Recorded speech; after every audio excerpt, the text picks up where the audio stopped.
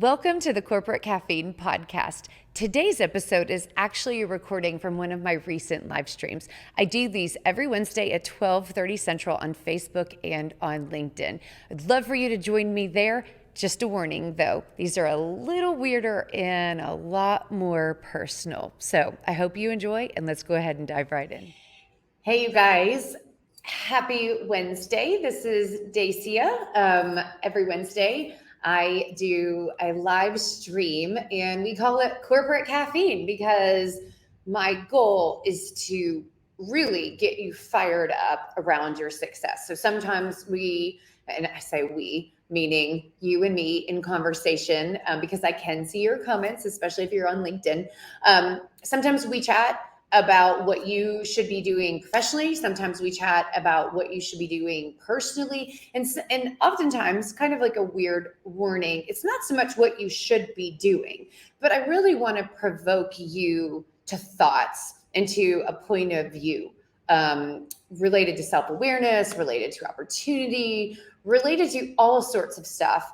But basically that speaks to fulfilling your potential, completely in the business world, but also beyond, because I'm a big believer that if you're stepping into your potential, if you're showing up in a big way, it can't help but impact everything. So that's what I do every Wednesday. So welcome. If you've never been here, please comment. It is super weird to be in my office by myself. So I love encouragement. I love questions. I love high fives. I mean, even if you're like, what the hell are you talking about? I can handle it because at least I'm not alone and we are in it together, and iron sharpens iron. So I definitely believe that. Today is going to be a little strange for a couple different reasons. I'm a little distracted. I've got a few people in my life that I am thinking about and praying for. Amanda Tolman, you are one of them. And so just thinking about that, just want to make sure that, so side note, if I am kind of all over the board, well, there you go. That's why.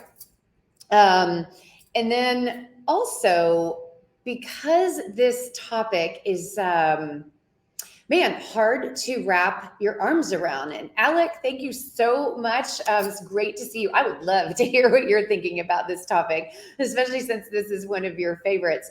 So I'm kind of going to go on a big spectrum around what have you left undone, right? Because we're all in different places in our journey, and we can look at it as a single journey, right? Like cradle to grave. But also there are multiple journeys inside of that overarching storyline that we call our life. And we're in different places on those, right? So we could be quite immature in regards to our self-awareness or our personal journey. I would challenge that probably means you're somewhat immature in some of the others, because it's really difficult to not have maturity there and then still have success. But it does happen. Think of the bosses or the leaders that have loads of money, but they have 5 divorces. They scream at their team. They have high churn, terrible employee turnover, horrible Glassdoor reviews. Hey, but they got a big bank account, right? So you've got to be very careful about what you how you define your success. So a couple of the potential different journeys in regarding to what have you left undone. There's the personal, there's the relationship, there's the achievement journey, there is the potential, meaning like your legacy, your calling, what's it all about? If you strip away the outcomes, does your heart and your spirit feel that you are doing what you were called to do and fulfilling the reason that you were born? There's a lot of different areas, and we can break them down. And I'm sure for any of you guys listening, you're thinking about different things. Mark, it's amazing to see you. So there's a challenge to think around what have you left undone. And I think this is really, really important. So I'm going to unpack for you a couple of not strange things, because they're really common, but I'm going to unpack for you some reasons why this topic came up, and hopefully together we will extrapolate the bigger picture from that. So Interestingly enough, we work with loads of different personalities. And I do mean from a specific individual personality, how do they show up in the world? What is their personality? What is their tendency or their work style to be a to-do list person, to finish things, to be a starter, but not a finisher? Like we learn loads. And then also organizationally, you will see very typical patterns once you get to know a team about how the organization works. And it's actually very similar in regards to how you would describe it. Do they start things but don't finish? Are they great at finishing? Are they very collaborative? Is it a team of lone wolves? Is it difficult to make decisions? Are they very decisive? Where does decision making live? So lots and lots of different personalities. And interestingly enough, as you look across all of those, I can distill it down to two core personalities, organizationally as well as individually. And I want to share those with you so that you can start thinking about which one are you and how is it impacting your life, your point of view, your success, even how hungry or content you are, any of that. And before I begin, before I tell you like what are these two, there are benefits to both. And for some people, and I have gone through this, I have been one, and I am slowly but surely turning into the other. Some people have need to learn how to learn from the other type of personality. Maybe you're embracing one too early. So I want to clarify that this is not right versus wrong, but this is definitely, and Ahmed, it's so good to see you. This is very much, where are you and what is it impacting? And specifically, what is it leading you? What path are you walking that is allowing you to leave things undone? And are they the right things or are they things that are really, really holding you back? So, okay, what are the two big personalities? Well, the first one is the ringleader. And I hope I'm not butchering this metaphor. Hopefully this is the right way to look at it. And there's probably a better metaphor, but I just didn't come up with one. So I'm going to call this the ringleader. I was originally going to call this person the hustler, but that just has some weird connotations. And that's really not what I mean. But this person is in go mode all the time, right? They know how to make things happen. They are very, very smart. They are rushing from one thing to another. And man, they know how to create energy and momentum and how to move things forward by their sheer will and their sheer ability and their confidence and their ideas and all sorts of stuff. And I call them the ringleader because when I think about a circus, yes, there's lots of people involved, but basically nothing happens in the circus unless the ringleader says, here's the spotlight. You are going to be this act. Audience, look here, do this thing. And he is constantly at the center of everything happening, leading everything, dictating everything, and controlling what is or is not happening, period. There is nothing else happening unless he allows it to happen.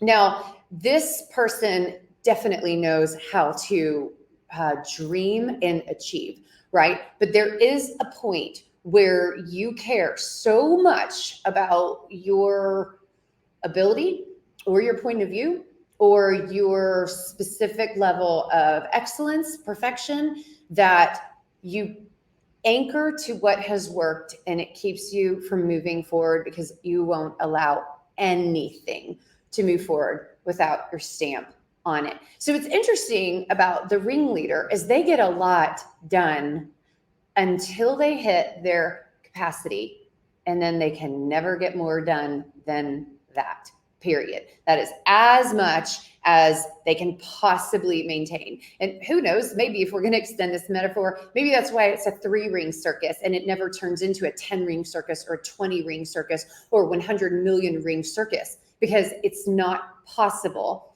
to control and to navigate that as a single individual. So the ringleader is one personality. The other one that I see, and again, this applies organizationally as well as individually. So that's why I want to challenge you to really think about, have you been this person? Are you this person? Do you need to learn something about becoming this person? And then the other one that I see is what I would call is the conductor, right? And so, of course, this is the person in front of the orchestra, and they are bringing it all together, all of these talented people, and they are merging that beautiful music into something that could not exist unless everything was aligned and everyone was working in concert together. And so I call them the conductor. Now, obviously, the thinking around the conductor is that, wow, this person is amazing at leveraging what everyone else is doing and being the one that can make beautiful music and can create exponential value. The interesting thing, though, is that the conductor is can be a more calm role, or at least, when things are working together, right? They're in a single place. They are overseeing. It's definitely a leadership role. They're not in the weeds. They're not playing the music, right? And so they are simply overseeing. But the conductor, what's behind the conductor is that every single one of the people that he or she is overseeing has done tens of thousands of hours of individual practice, individual work. They have been mentored. They are constantly doing work and practicing and collaboration. And in addition, behind the scenes, there is loads of planning and strategy and what comes first and how do we do that and how do we agree on the vision, and so many details, so much work happening around that collaboration. Now, that might make it sound like I know I warned you guys earlier, it's not one is better than the other. So it might make it sound like, oh, the conductor is the one that everyone should aspire to, right? And maybe so, or at least at some point in your journey. And maybe not, because if you love to play music, why would you ever not want to play music if that's your calling? So side note, again, I'm talking about organizational personalities and specific success personalities. But the funny thing is you can't be a conductor until you have come up through the ranks and until all of the work has been done, all of the practice, all of the collaboration, all of the planning, all of this. You can't do that until everybody in your orchestra and everybody on your team and everybody in your total place knows their job, knows how to move forward in it, and you are the one that brings that together. So I see a lot of times some people trying to be a conductor when they don't have anybody in the orchestra that really even knows how to play. And so then they're mad, right? They're raving and they're waving their hands and they're trying to make something beautiful sound, some beautiful music come out. But instead it's just screeching and halting, and you can't build an audience. People don't want to pay attention to that. They don't get it, right? And the conductor is confused, and it's because they haven't earned the right to do that.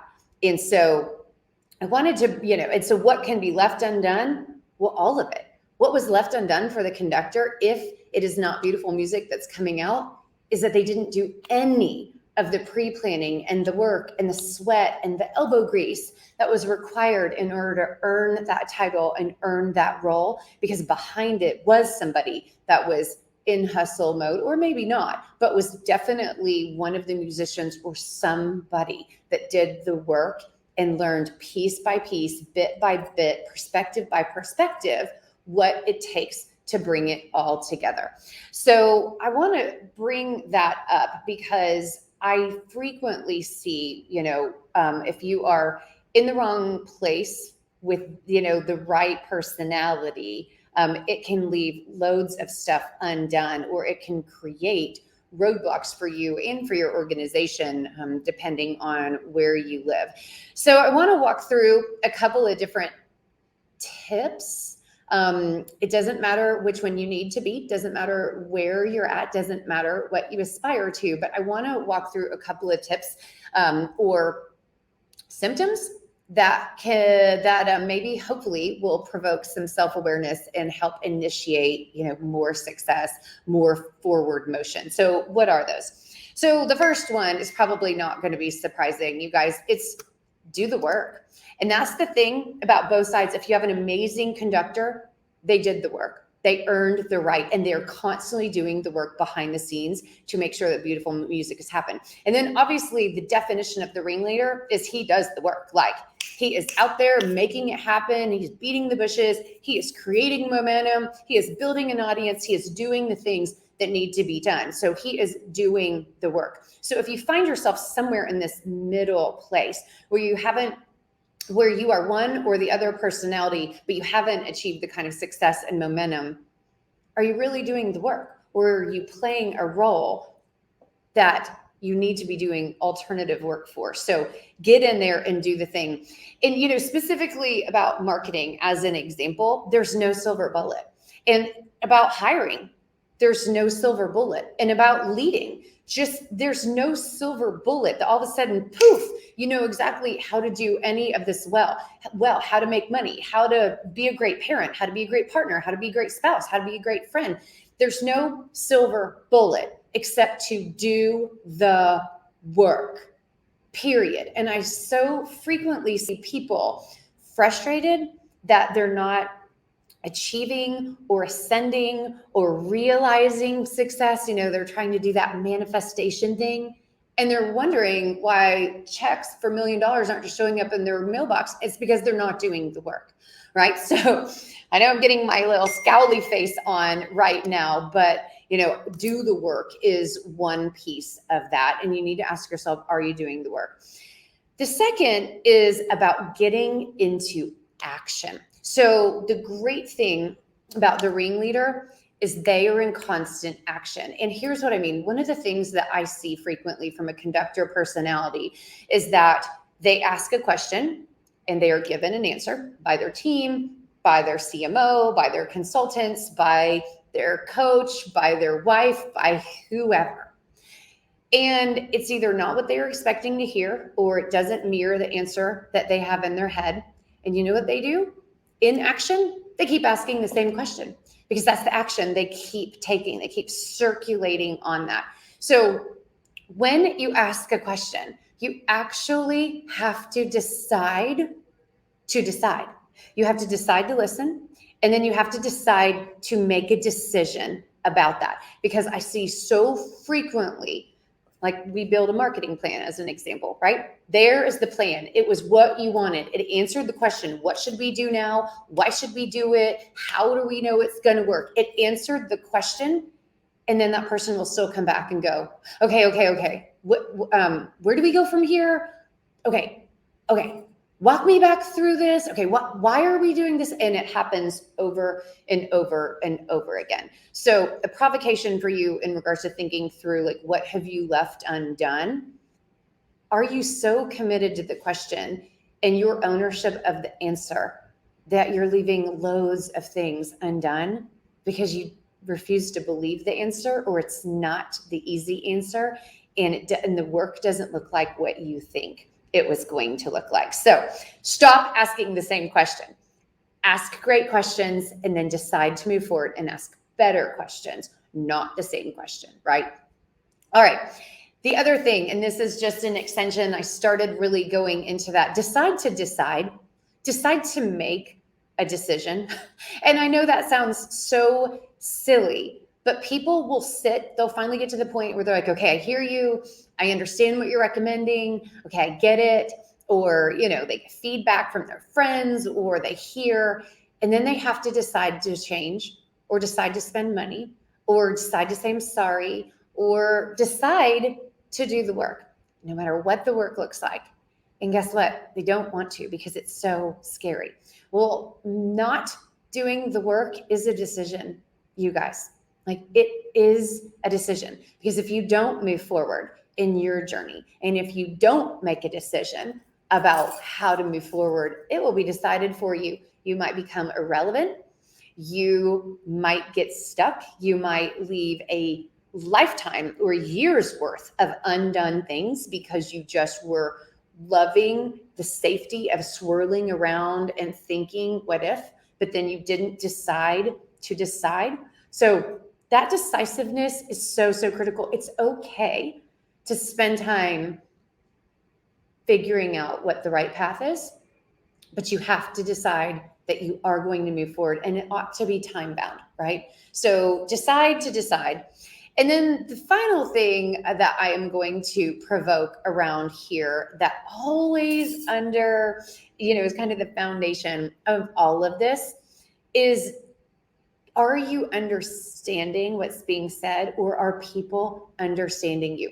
Because one of the other things that I've learned both about the ringleader as well as the conductor is that if the same question is coming up, or the same indecision is coming up, or the same hesitancy is coming up, and you guys, this could be in you, or it could be in a member of a team, or it could be in a family member, it could be anywhere.